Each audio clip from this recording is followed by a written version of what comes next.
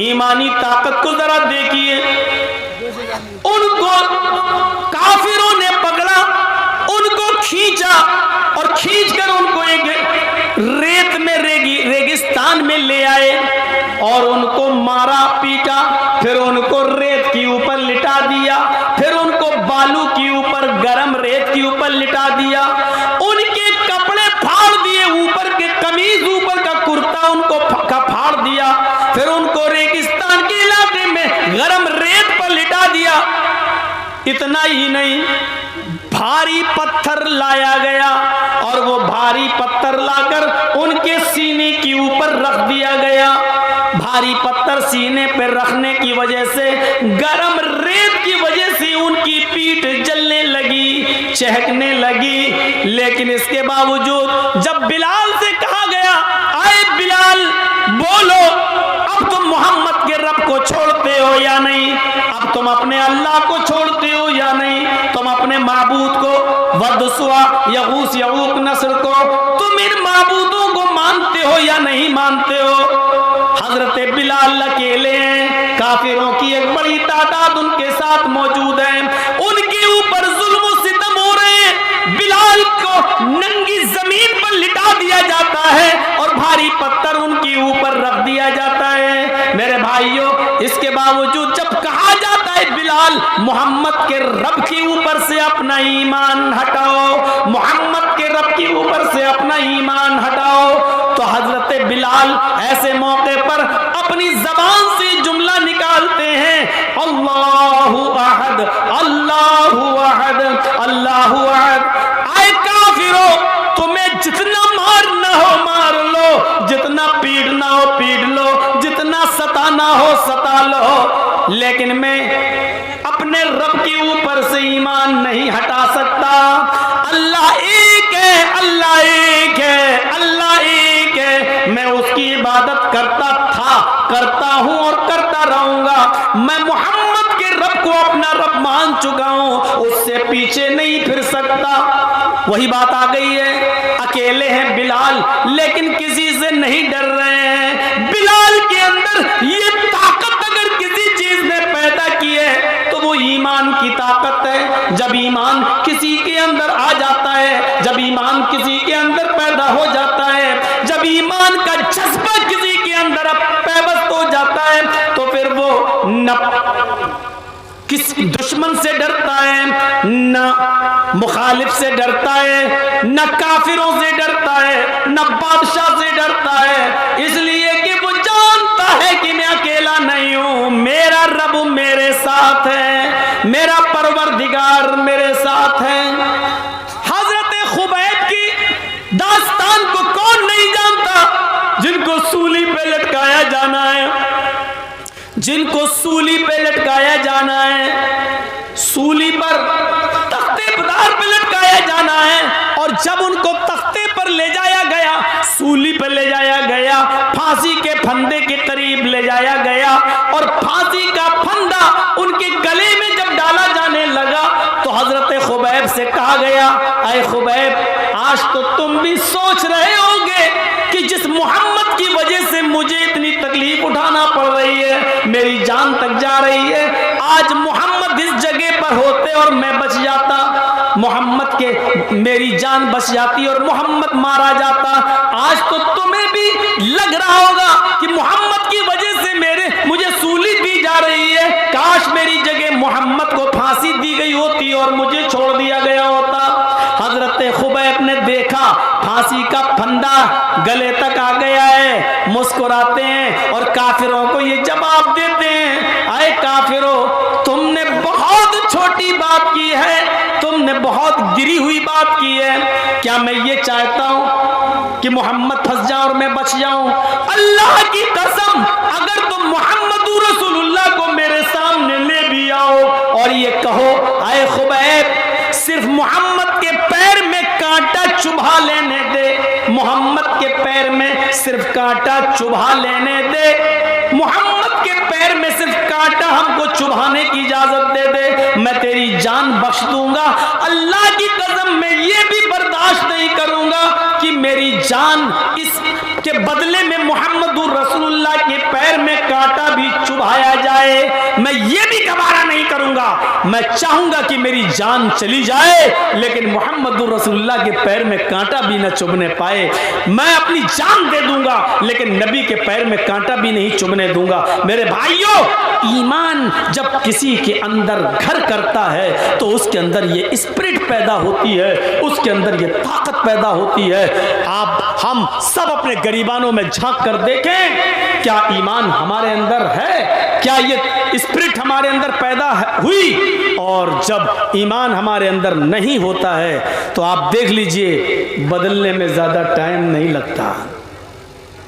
आजकल बहुत नाम लिया जा रहा है जितेंद्र नारायण त्यागी का, है नाम मत लीजिएगा उसका। पहले क्या नाम था छोड़िए, भूल जाइए। दो दो कौड़ियों के लोगों के नाम नहीं लिए जाते हैं। देखिए, जब किसी के अंदर से ईमान निकलता है तो इंसान कहां से कहां पहुंच जाता है। चले थे साहब कुरान बदलने, चले थे कुरान की 26 आयतों को निकलवाने, कसम खाया था कि मैं इस कुरान को बदल के रहूंगा, इस कुरान को चेंज करके रहूंगा, इस कुरान को हटा के रहूंगा, 26 आयतें उसकी निकलवा के दम लूंगा। चला था कुरान बदलने, अल्लाह ने ऐसा बदला कि मेरी किताब को बदलने का सपना देखने वाले, देख मैंने तुझी को बदल डाला। तेरी औकात क्या है कुरान को बदलेगा? तू 26 आयतों की बात करता है। तू अगर मरने के बाद 26 मर्तबा जिंदा होकर, 26 मर्तबा भी मरकर, 26 मर्तबा भी जिंदा हो जाए और 26 मर्तबा जिंदा होने के बाद भी अगर ये चाहे कि हम 26 आयतें बदल दें तो 26 आयतें तो बहुत दूर की बात, कुरान के 26 लफ्ज भी नहीं बदल सकता। और 26 लफ्ज तो बहुत दूर की बात, कुरान का एक नुक्ता भी इधर से उधर नहीं कर सकता। अल्लाह ने ऐसा बदला कि वो बेचारा एक मंदिर में जाके शरण लेकर हवन करते हुए पूजा कर रहा है और अपने माथे पर टीका लगा रहा है। और उसने भी ये साबित कर दिया कि अब हम पूरी तरीके से बदल गए हैं, अब इस्लाम से हमारा कोई ताल्लुक नहीं है। लेकिन जिसने अपने आप को पूरी तरीके से बदल लिया, आज वो ये समझ रहा है कि मैं बदल गया, आज वो समझ रहा है कि मैंने इस्लाम को छोड़ दिया, आज वो ये समझता है कि मैंने पूरी तरीके से चेंज हो गया। लेकिन वही नारायण, जितेंद्र नारायण त्यागी जब जब पेशाब करने के लिए बैठेगा, अल्लाह की कसम वो यही सोचेगा कि मैंने अपने आप को तो बदल दिया, लेकिन ये खतना भी बदल जाता तो अच्छा होता। ये मेरे नीचे का हिस्सा, मेरी नीचे की मशीन भी अगर चेंज हो जाती तो अच्छा होता। वो अपने आप को गालियां देगा कि हमने सबको बदला, अपने आप को बदल दिया, यही नहीं बदल पाया मैं। मोदी जी को फोन कर रहा होगा बार बार, दुनिया में कहीं भेज के हम ये खतना बदलवा दो, ये सही करा दो। और हुकूमत की तरफ से फोन जा रहे होंगे फ्रांस, जापान, ऑस्ट्रेलिया, लंदन, कोई ऐसी सर्जरी निकालो कि उसका खतना सही हो जाए, जैसे इंसान नॉर्मल तरीके से पैदा होता उसी उस पे आ जाए। लेकिन दुनिया में ऐसी कोई सर्जरी ही नहीं है। शायद दूसरे मुल्कों के लोगों ने फोन पे कह दिया होगा मोदी जी जैसा है वैसा ही रहने दो, अगर सर्जरी करवाई तो पूरा का पूरी की मशीन गायब करना पड़ेगी, फिर ये बेचारा ना मर्द ही रहेगा ना औरत, बीच वाला कहीं ना बन जाए, इसलिए उसको ऐसे ही रहने दो। अब आप देख लीजिए कि उसको अल्लाह ने कहां पहुंचा दिया। वो पूजा करेगा, अपने आप को हिंदू समझेगा, मूर्ति के सामने झुकेगा, अपने आप को हिंदू समझेगा, पंडितों के बीच में जाएगा, अपने आप को त्यागी समझेगा, ब्राह्मण से अपने आप को समझेगा। लेकिन जब वो पेशाब करने के लिए बैठेगा तो सोचेगा ये नहीं, अभी मैं पूरी तरीके से हिंदू नहीं हूं। लैट्रिन करने जाएगा तो उसकी नजर पड़ेगी कम बखत ये चीज कैसे बदली जाएगी? अपने आप को तो बदल दिया, ये नहीं बदल पा रहा हूं मैं। ये चीज उसको जिंदगी भर कोसती रहेगी, ये चीज उसको जिंदगी भर एहसास दिलाती रहेगी, और वो खुद सोच रहा होगा बेचारा कि ये मेरा क्या हो रहा है, ये क्या हो गया, और जिंदगी भर ये चीज उसका पीछा नहीं छोड़ेगी। इसको कहते हैं मेरे भाइयों ऊपर वाले की मार। बदलने के बावजूद भी वो ये नहीं कह सकता है कि मैं पूरी तरीके से बदल गया। पूरी तरीके से इस्लाम को छोड़ने के बावजूद वो ये नहीं कह सकता कि मैं ऊपर से नीचे तक पूरी तरीके से मैं हिंदू हूं। वो ये नहीं कह सकता है, क्योंकि हिंदू भाई हमेशा यही गाली देते हैं हमें, कटुए कटुए कटमुल्ले कटुए, हमको जिंदगी भर यही गाली देते हैं। अब इसको क्या कहेंगे? ब्राह्मण तो है, हिंदू तो है, लेकिन इसको हम कहेंगे कटुआ हिंदू।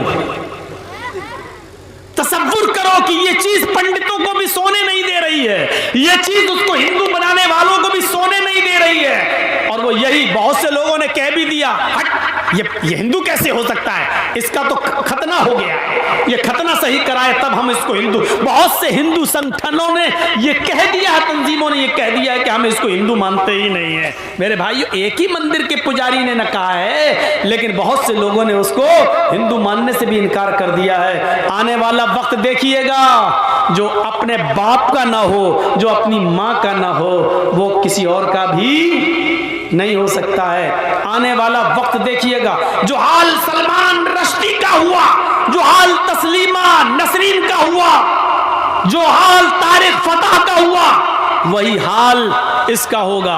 आज सलमान रश्दी को भी जब उसने कुरान के खिलाफ आवाज उठाई तो दूसरे लोगों ने उसको हाथों हाथ लिया, ईसाइयों ने हाथों हाथ लिया, अमेरिका ने हाथों हाथ लिया, लंदन वालों ने उसको हाथों हाथ लिया। लेकिन जब वो अपने मजहब का ना हुआ तो दूसरों का कैसे हो जाएगा? जब उसने ईसाइयत पर कीचड़ उछाला, जब उसने यहूदियत पर भी किताब लिखी तो उन लोगों ने भी उसको वहां से निकाल दिया।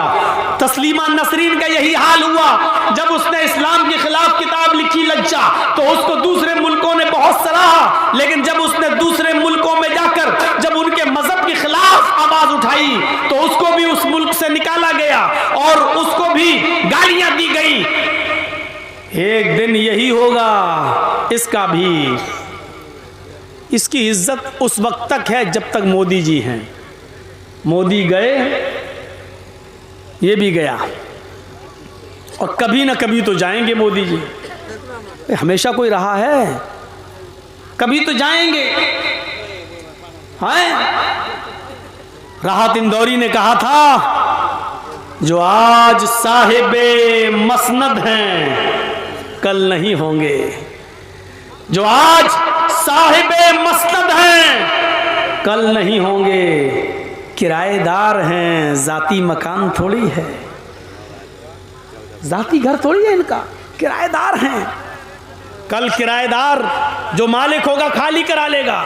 एक दिन जनता अपने वोट से आपको हटा देगी, और जब हटाएगी तो इसकी भी कोई वैल्यू नहीं रह जाएगी। हर चीज का एक वक्त होता है, इंतजार होता है। अच्छा हुआ चला गया, कुरान को बदलने का सपना तो वो कभी देख ही नहीं सकता था, इसलिए कि कुरान किसी के बाप की किताब थोड़ी है कि जो चाहे उसको बदल दे। ये कुरान अल्लाह की तरफ से नाजिल की हुई किताब है। दुनिया के सारे ईसाइयों को चैलेंज, दुनिया के सारे यहूदियों को चैलेंज, दुनिया के सारे हिंदुओं को चैलेंज। हम मुसलमानों को भी कहते हैं आइए, उनकी तरफ से मैं आवाज उठाता हूं, आओ अपनी अपनी किताबें लेकर। बुद्धिस्ट अपनी किताबें लाएं, सिख अपनी किताबें लाएं, क्रिश्चियन अपनी किताबें लाएं, यहूदी अपनी किताबें लाएं, हिंदू अपनी किताबें लाएं, मुसलमान अपनी किताब लाएं, और सबको लाकर एक मैदान में जमा कर दें। एक किताब भी बाकी ना छोड़ी जाए धार्मिक, और घासलेट डालकर, मिट्टी का तेल डालकर उन सारी किताबों में आग लगा दी जाए, उन सारी किताबों को जला दिया जाए, उन सारी किताबों को राख कर दिया जाए। उसके बाद कहा जाए आए ईसाइयों आओ, लाओ अपनी इंजील जिंदा करो। अल्लाह की कसम सारे ईसाई मिल जाए इंजील जिंदा नहीं कर सकते। आओ यहूदियों आपकी अपनी किताब तौरात जिंदा करो। ही मर जाएंगे, तौरात जिंदा नहीं कर सकते। आओ बुद्धिस्टों, अपना बुद्धिज्म जिंदा करो। बुद्धिस्ट लोग अपनी किताब नहीं सुना पाएंगे। आओ सिखो, तुम अपना गुरु ग्रंथ पेश करो, वो भी नहीं कर पाएंगे। सारे धार्मिक विद्वानों से कहो अपनी अपनी किताबें जिंदा करो, नहीं कर पाएंगे। मुसलमानों से कहो तुम्हारा कुरान भी तो जल गया है, तुम अपनी किताब लाओ। एक छोटा सा बच्चा 10 साल का, 11 साल का, 12 साल का मुसलमानों के सफ में खड़ा होगा, उठेगा और पढ़ेगा बिस्मिल्लाहिर्रहमानिर्रहीम अल्हम्दुलिल्लाहि रब्बिल आलमीन अर्रहमानिर रहीम मालिक यौमिद्दीन, यहां से शुरू करेगा और कुल अऊज़ु बिरब्बिन नास मलिकिन नास इलाहिन नास मिन शर्रिल वसवासिल खन्नास अल्लज़ी युवस्विसु फी सुदूरिन नास मिनल जिन्नति वन नास तक पढ़कर सुना देगा। ये 10 और 11 साल का बच्चा सारे मजहबी उलमा को, विद्वानों को थप्पड़ मारते हुए कहेगा कि हमने अपना पूरा कुरान सुना दिया, तुमने उस कुरान को तो जला दिया जो कागज पर लिखा हुआ था, तुमने उस कुरान को तो जला दिया जो तुम्हारे टुकड़ों पर, कागज के टुकड़ों पर लिखा हुआ था, लेकिन तुम उस कुरान का क्या करोगे जो मेरे सीने के अंदर महफूज है, जो मेरे दिल के अंदर महफूज है। मेरे भाइयों, कुरान एक ऐसी किताब है जो जलाने के बाद भी न जल सके। पूरे कुरान को समंदर में डाल दो तो समंदर उसको डुबो न सके। मेरे भाइयों, यहां से आप अंदाजा लगाइए, दुनिया की सारी किताबें जल जाएं तो दोबारा कोई उनको लिख नहीं पाएगा, लेकिन कुरान को अगर जला दो तो दूसरे ही दिन उसको तमाम की तमाम हाफिज मिल जाएंगे लिखने के लिए, तमाम की तमाम हाफिज मिल जाएंगे उसको सुनाने के लिए। ये चले बेचारे कुरान को मिटाने, ये चले बेचारे कुरान की आयतें बदलने। अल्लाह तबारक व तआला ने सच फरमाया, इन्ना नहनु नज़्ज़लना ज़िक्रा व इन्ना लहू लहाफ़िज़ून। हम ही ने इस कुरान करीम को नाजिल किया है, हम ही ने इस कुरान करीम को उतारा है और हम ही इसकी हिफाजत फरमाएंगे, हम ही इस कुरान करीम की रक्षा करेंगे। ये कुरान न कभी मिटा है न कभी मिटेगा, और 1400 साल पहले, 1400 साल से इस कुरान को मिटाने की बड़ी कोशिशें की गई हैं। ये तयागी, ये कोई नया नहीं है, इससे पहले भी बहुत लोग उठ चुके हैं इस कुरान के खिलाफ आवाज उठाने के लिए, इस कुरान के खिलाफ जबान चलाई है उन्होंने, लेकिन सबने शिकस्त खाई है और सबको मुंह की खानी पड़ी है। तो मेरे प्यारे साथियों, ये कुरान एक ऐसी किताब है जो कभी किसी के मिटाने से नहीं मिट सकती है। ईमान पैदा हो। ये कुरान की चंद आयतें जब किसी के कान में पड़ जाती थी तो उसके दिल की दुनिया बदल जाती थी, दिल की दुनिया बदल जाती थी। कुरान की चंद आयतें सुनी थी। हजरत उमर फारूक ने जो अपनी बहन को मारा था, अपने बहनोई को मारा था, लेकिन कहा तुम लोग ईमान से बाज नहीं आ सकते हो तो चलो कुरान पढ़ के सुनाओ, देखिए जरा ये ईमान है। हजरत उमर फारूक निकल तो रहे जनाबे मोहम्मद रसूलुल्लाह को मारने, तलवार निकाल ली कि आज मोहम्मद को कत्ल कर देंगे सल्लल्लाहु अलैहि वसल्लम, लेकिन रास्ते में किसी ने कहा कहां जा रहे हो, जवाब दिया मोहम्मद को मारने। बहुत परेशान कर रखा है, आज जड़ ही को खत्म कर देंगे, ना रहेगा बांस ना बजेगी बांसुरी, आज मोहम्मद ही को कत्ल कर देते हैं। उस आदमी ने कहा मोहम्मद को कत्ल करने से क्या फ़ायदा, तुम्हारे घर में तो तुम्हारी बहन और तुम्हारे बहनोई, तुम्हारे जीजा भी इस्लाम ला चुके हैं।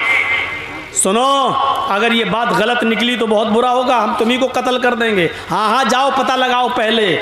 हजरत उमर ने रुख बदल दिया और बजाय मोहम्मद रसूलुल्लाह के पास जाने के अपनी बहनों बहनोई के पास गए, दरवाजा खटखटाया, घर के अंदर दाखिल हुए, पता चला कि ये कुरान पढ़ रहे थे। पूछा क्या पढ़ रहे हो, जवाब दिया कुरान। मारा बहनोई को, इतना मारा कि खून बहने लगा। बीवी यानी उमर की बहन अपने शौहर को, अपने पति को बचाने आई। क्या कर रहे हो, बचाने आई तो अपनी बहन को भी मारा। हजरत उमर ने इतना मारा कि उनके जिस्म से भी खून निकलने लगा, लेकिन बहना सीना तान कर खड़ी हो गई और कहती उमर तू क्या समझता है, तेरे कोड़े तेरे डंडे क्या मुझसे मेरे रब के ऊपर का ईमान छीन लेंगी, मुझसे मोहम्मद रसूलुल्लाह का तीर छीन लेंगी? नहीं। अरे उमर होश में आ, तू इतना मार कि मैं मर जाऊं और मरने के बाद भी मेरे जिस्म के टुकड़े टुकड़े कर दे और मेरे जिस्म के टुकड़ों को भी कुत्तों को खिला दे, इसके बावजूद भी मैं मोहम्मद के दीन, मोहम्मद के रब के ऊपर से अपना ईमान नहीं हटा सकती है। नहीं। हजरत उमर ने देखा ये तो मेरा नाम लेने लगी, जो जिंदगी भर मुझे भाई भाई कहती थी, आज उमर कहकर पुकारने लगी, आज उमर कहकर ललकारने लगी, आज उमर कहकर इसने मुझे ललकारा है, आज उमर कहकर इसने मुझे, आज उमर कहकर मुझे पुकारा है, आज इसने भाई बहन का रिश्ता तोड़ दिया है।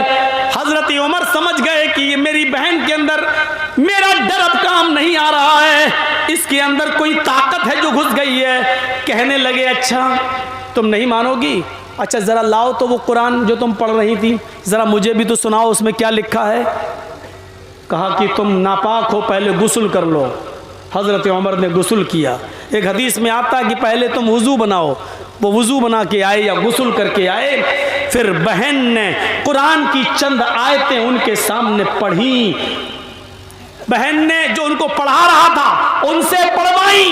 चंद आयतें ही अभी उमर ने पढ़ी थी, चंद आयतें अभी उमर के कानों में गई थी कि हजरत उमर फारूक की दिल की दुनिया बदल गई और कहने लगे बस बस बस, अब चलिए मुझे भी मोहम्मदुर रसूलुल्लाह के पास लेकर चलिए। इस कुरान की आयतों को सुनकर मुझे महसूस हो गया है कि ये किसी इंसान का कलाम नहीं है, लेके चलो। अल्लाह के रसूल के पास जाता हूँ, मैं ईमान लाता हूँ। मेरे भाइयों, जब अल्लाह के नबी सल्लल्लाहु अलैहि वसल्लम के पास ये पहुँचे, दरवाज़ा खटखटाया, पहले कान लगाया, कान लगाकर सुना तो जानते हो अल्लाह के रसूल सल्लल्लाहु अलैहि वसल्लम क्या तिलावत कर रहे थे। अलम यानि लिल्लज़ीना आमनू अन तख्शअ क़ुलूबुहुम लिज़िक्रिल्लाह, क्या मोमिनो अभी तुम्हारे ऊपर वो वक्त नहीं आया कि अल्लाह का नाम सुनकर, अल्लाह का जिक्र सुनकर तुम्हारे दिल कांप जाएं, तुम्हारे दिल लरस जाएं। हजरत उमर ने कुरान की आयत सुनी, दरवाजा खटखटाया, झांक कर देखा तो सामने हजरत उमर है और हाथ में तलवार है। झांकने वाले ने कहा अय अल्लाह के नबी, हजरत उमर बाहर खड़े हैं और उनके हाथ में नंगी तलवार है, नीयत खराब लग रही है। हजरत हमजा आगे बढ़ते हैं और दरवाजा खोल कर कहते हैं ठीक है मैं देखता हूं कि कौन है, अगर अच्छी नीयत से आया तो ठीक, नहीं तो उसी की तलवार से उमर की गर्दन काट देंगे। ये कहते हुए दरवाजा खटखटाया, हजरत हमजा ने उनकी गर्दन पकड़ ली और उनको मरोड़ दिया कि उमर किस इरादे से आए हो। हजरत उमर कहते हैं अभी अभी मोहम्मदुर रसूलुल्लाह तिलावत कर रहे थे, अलम यानि लिल्लज़ीना आमनू अन तख्शअ क़ुलूबुहुम लिज़िक्रिल्लाह, क्या अभी वो वक्त नहीं आया अहले ईमान के लिए कि अल्लाह का नाम सुनकर, अल्लाह का जिक्र सुनकर उनके दिल कांप जाए। हाँ हाँ मेरा दिल कांप गया है, उमर इस्लाम लाने के लिए आ गया है, उमर की नीयत साफ है, मैं इस्लाम लाने आया हूँ, मैं इस्लाम कबूल करने आया हूँ। और फिर हजरत उमर फारूक ने इस्लाम कबूल कर लिया। 39 आदमी पहले मुसलमान हो चुके थे, 40 में हजरत उमर थे। कितने? 40 में हजरत उमर। आज जिंदगी में पहली बार नारा लगा। 39 आदमी जब मुसलमान हुए तो नारा नहीं लगा, लेकिन 40 में जब हजरत उमर इस्लाम लाए तो सहाबा में इतनी जोर का नारा लगा कि पहली बार ज़ैद इब्न अरकम के घर से ये आवाज गूंजी और बाहर निकली, आवाज आई लिल्लाहि तकबीर, और सबने कहा अल्लाहु अकबर। अल्लाहु अकबर का नारा बुलंद होता है। हजरत उमर फारूक के इस्लाम लाने के बाद यह आवाज पहली बार किसी के घर से बाहर निकली, अल्लाहु अकबर की जोर से आवाज। अल्लाह के नबी ने कहा उमर आज मैं इतना खुश हूं, इतना खुश हूं कि दिल चाहता है कि तुम जो मांगो आज मैं तुम्हें इनाम में दूं, जो मांगो वो मैं तुम्हें इनाम में दूं। हजरत उमर कहते हैं अल्लाह के नबी क्या आप मुझे इनाम देना चाहते हैं? हाँ बताओ अय उमर तुम्हें क्या चाहिए? हजरत उमर ने जो जवाब दिया वो सुनिए। अय अल्लाह के नबी, मैं चाहता हूं आपके 39 आदमी जो इस्लाम ला चुके हैं वो आज खाने काबा में जाकर नमाज अदा करें, आप उनके इमाम बने। आपको अब तक खाने काबा में घुसकर नमाज नहीं पढ़ने दी जा रही है, खाने काबा में आपके ऊपर रोक लगी हुई है। मैं चाहता हूं कि आप उन लोगों को नमाज पढ़ाएं और 39 लोग उनके पीछे नमाज पढ़ें। अल्लाह के नबी ने कहा, उमर और तुम क्या करोगे? आए उमर, तुम क्या करोगे? मैं नमाज पढ़ाऊं और सब लोग मेरे पीछे नमाज पढ़ें तो तुम क्या करोगे? कहा, अल्लाह के रसूल, मैं नंगी तलवार लेकर काबा के दरवाजे पर खड़ा हो जाता हूं। मैं नंगी तलवार लेकर काबा के दरवाजे पर खड़ा हो जाता हूं और देखता हूं किसकी मां ने किसको कितना दूध पिलाया है, किसकी मां ने किसको कितना दूध पिलाया है जो आपको नमाज पढ़ाने से रोक सके। देखिए, ईमान जब उमर के अंदर पैदा हुआ, कुरान की आयतें पढ़ी और इस्लाम लाए। जब ईमान इनके अंदर पैदा हुआ तो इतनी बहादुरी पैदा हो गई कि अकेले तलवार लेकर खड़े हो गए। आप नमाज पढ़ाइए, सारे सहाबा आपके पीछे नमाज पढ़ेंगे।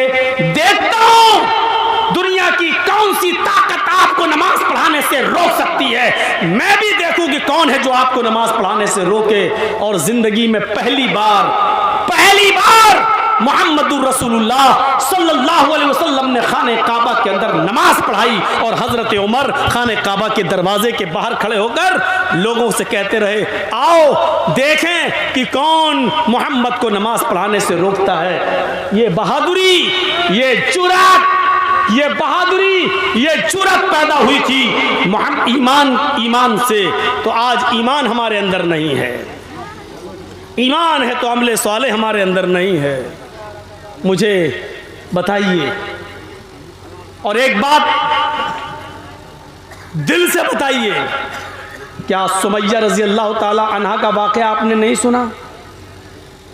पहली औरत थी जिसने इस्लाम की राह में सबसे पहले शहादत हासिल की। औरतों में सबसे पहले कौन शहीद हुआ? हजरत सुमैया। बूढ़ी हो चुकी थी, लेकिन अबू जहल ने पीछे से उसके हाथ बांध दिए। तबकात पड़ी है इब्ने साद की, अबू जहल ने उसको बढ़ाना कर दिया। बूढ़ी औरत जिसका एक जवान बेटा हो अम्मार, जिसका शौहर यासिर, और एक बूढ़ी औरत को अकेले खड़ा कर दिया जाए और उसको नंगा कर दिया जाए। और अबू जहल और उसका पूरा लश्कर सामने खड़ा है और कह रहा है कि देख सुमैया, सिर्फ मोहम्मद के रब को छोड़ दे, मैं तुझे इनाम से नवाज दूंगा। लेकिन ईमान की ताकत देखिए सुमैया के अंदर, क्या कहती है? अबू जहल, बेकार कोशिश कर रहा है तू मुझसे ईमान छुड़ाने की, फेल हो जाएगा, नाकाम हो जाएगा, क्योंकि तू मुझसे इस्लाम या ईमान को दूर नहीं कर सकता है। अबू जहल ने नेज़ा उठाया और सुनो कलेजा हो तो खंजर उठाया और वो खंजर पूरा का पूरा हजरत सुमैया की शर्मगाह में दाखिल कर दिया। वो खंजर पूरा का पूरा सुमैया की शर्मगाह में दाखिल कर दिया, इस तरफ से निकाला और उस तरफ पार कर दिया। सुमैया के हाथ पीछे से बंधे थे, आसमान पर नजरें डालती है और क्या कहती है?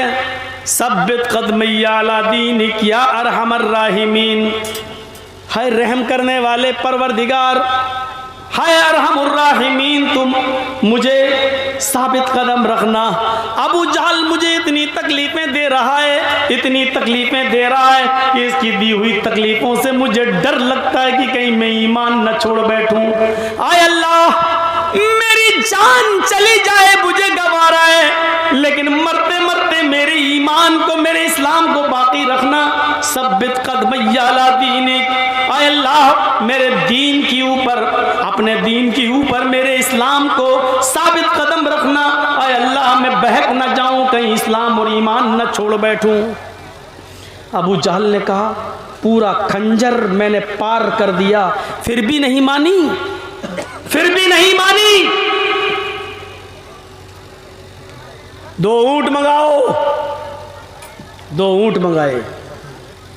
एक ऊंट का चेहरा पूरब की तरफ कर दिया, एक ऊंट का चेहरा पश्चिम की तरफ कर दिया। ये पैर इस ऊंट से बांध दिया, ये पैर दूसरे ऊंट से बांध दिया। बता चुका हूं, एक ऊंट का चेहरा पूरब की तरफ, दूसरे ऊंट का चेहरा पश्चिम की तरफ। सुमैया बीच में, अबू जहल के हाथ में कोड़ा। ईमानदारी के साथ बताइएगा, अबू जहल के हाथ में कोड़ा। इन दोनों ऊंटों को भगाने की बारी आ जाती है, इन दोनों ऊंटों को भगाने की बारी आ जाती है। कहा जाता है सुमैया देख ले तेरा आखिरी वक्त है, अभी इन ऊंटों को कोड़े मारूंगा। एक ऊंट पूरब की तरफ भागेगा, दूसरा ऊंट पश्चिम की तरफ भागेगा। ऐ सुमैया बीच से तेरे 2 टुकड़े कर दिए जाएंगे, ऐ सुमैया बीच से तेरे 2 टुकड़े कर दिए जाएंगे, ऐ सुमैया बीच से तेरे 2 टुकड़े हो जाएंगे। अब भी वक्त है मोहम्मद के रब को छोड़ दे, ईमान को से रिश्ता तोड़ ले।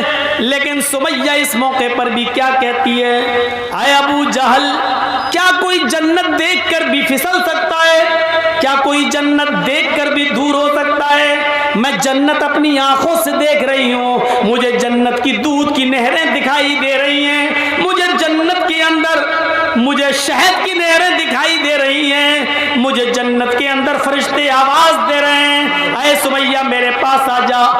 क्या कोई जन्नत देखकर भी दूर हो सकता है? अरे अबू जहल जल्दी इन ऊंटों को भगा, जितनी देर तू इन ऊंटों को भगाने में लगा रहा है, अरे अबू जहल जितनी देर तू इन ऊंटों को भगाने में लगा रहा है, उतनी ही देर मुझे जन्नत में जाने में लग रही है।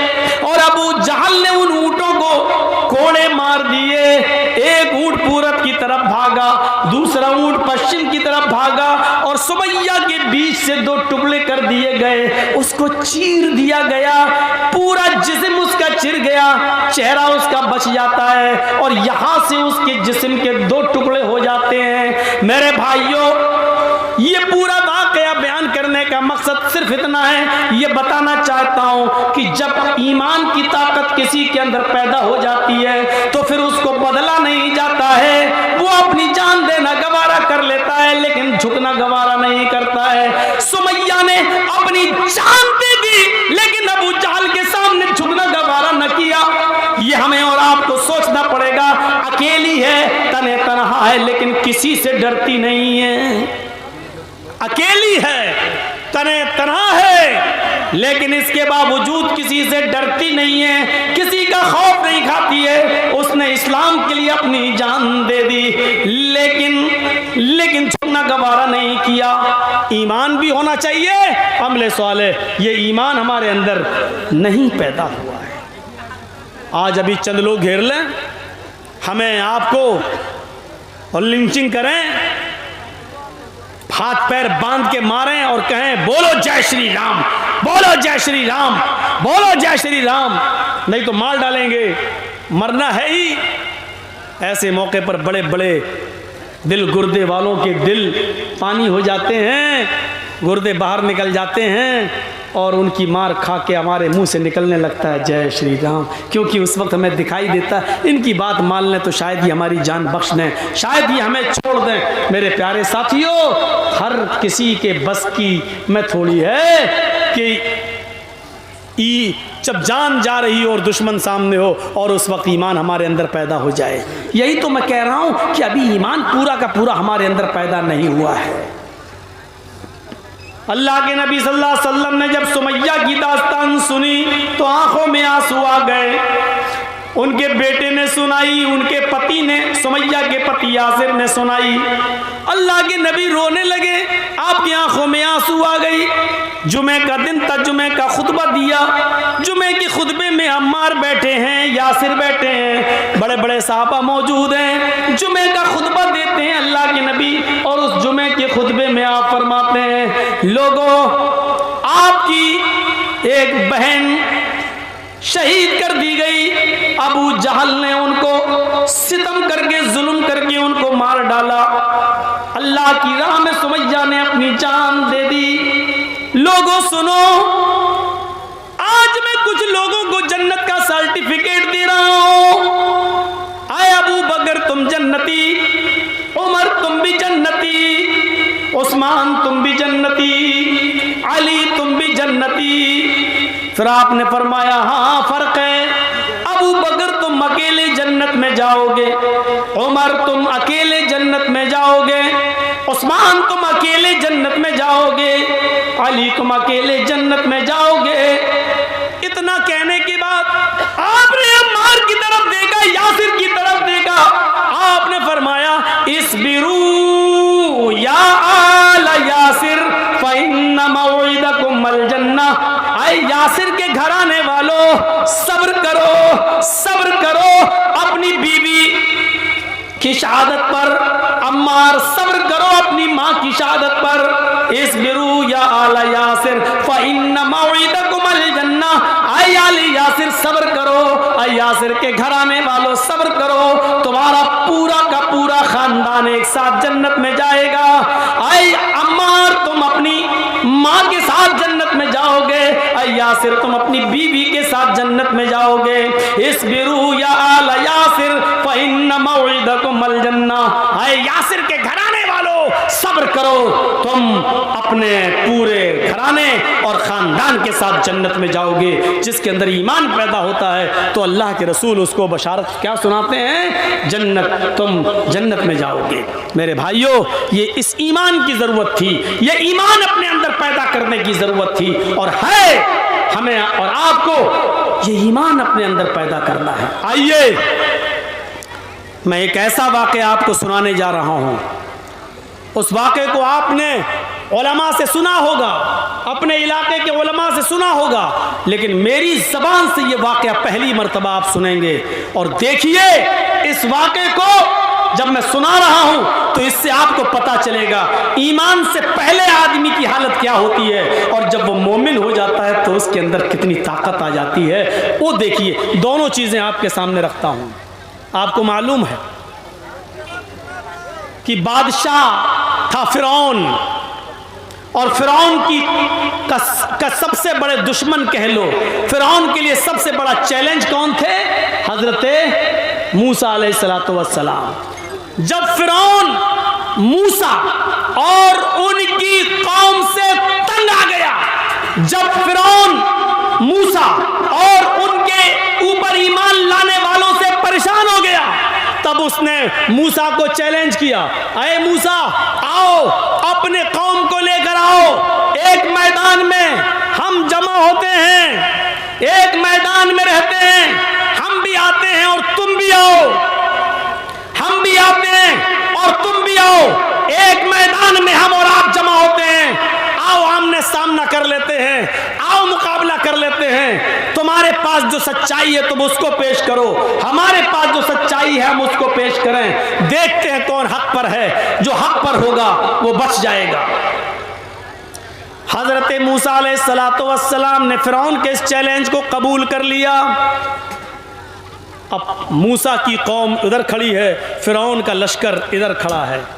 आइए अब मैं आपको दिखाता हूँ फिरौन अपने साथ किसको लाया, जादूगरों को। उसको बड़ा भरोसा था अपने जादूगरों के ऊपर।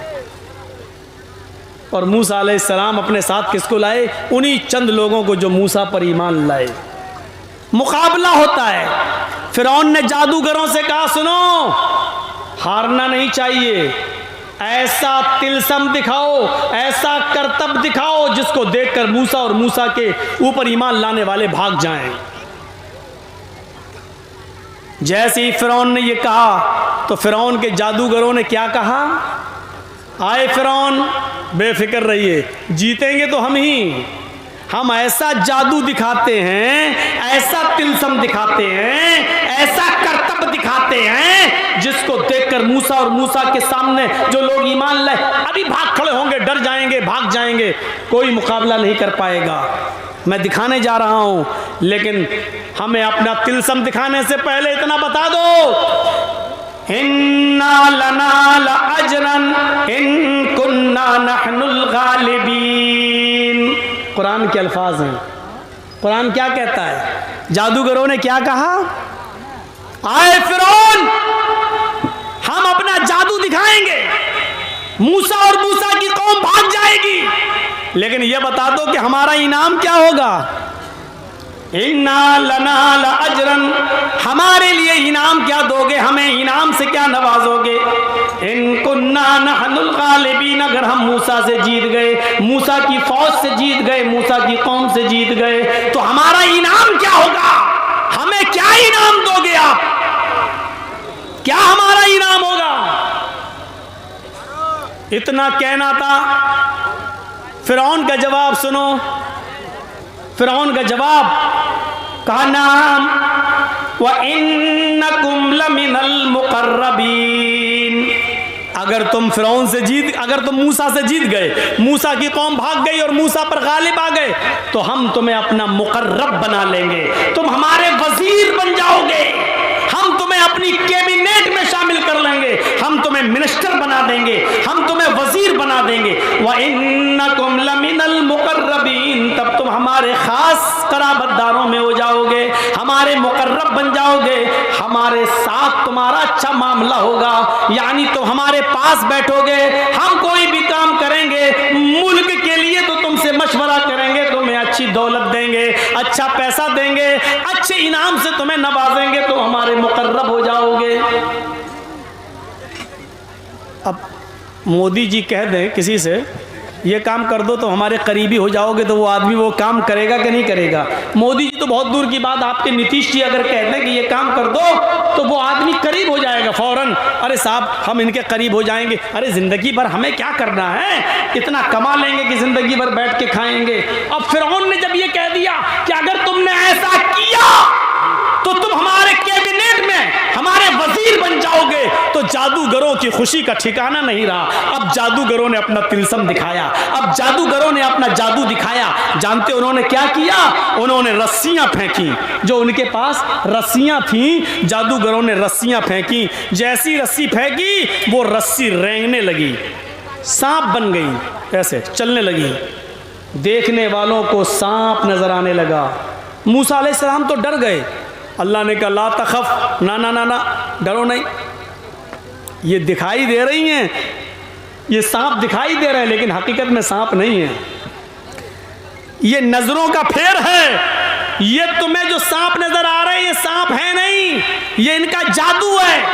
आंखों पर इन्होंने नजर बंद कर रखी है, ये रस्सियां हैं, सांप नहीं है, इसलिए रुको, डरना नहीं। जैसी वो रस्सियां रेंगने लगी और मूसा अलैहिस्सलाम के करीब जाने लगी, उनको सांप नजर आने लगी। मूसा अलैहिस्सलाम और उनकी कौम डरने लगी। अल्लाह रब्बुल आलमीन ने मूसा अलैहिस्सलाम को हुक्म दिया, अपने नबी को हुक्म दिया, अन अलक़ि असाक, आए मूसा देखते क्या हो, तुम्हारे हाथ में जो डंडा है, तुम्हारे हाथ में जो लाठी है, उस लाठी को तुम जमीन के ऊपर मारो। क्यों डर रहे हो? उस लाठी को तुम जमीन के ऊपर मारो और फिर हमारी कुदरत देखो। हजरत मूसा ने लाठी जमीन के ऊपर मार दी, जो हसा था, जो डंडा था, वो जमीन के ऊपर मार दिया। जैसे ही जमीन के ऊपर अपना डंडा मारा, वो डंडा अजदहा बन गया। अजदहा फइज़ा हिया तलक़फ़, मुंह खोला और सारे सांपों को खा गया। फिरौन के जादूगरों की जो रस्सियां सांप दिख रही थी, मूसा अलैहिस्सलाम ने ज़मीन पर डंडा मारा तो अजदहा बन गया, और अजदहे ने जो मुंह खोला तो सारे फिरौन के जादूगरों के सांप को वो खा गए। अब जादूगर तो डर गए, ये क्या हो गया, और वहीं से समझ गए।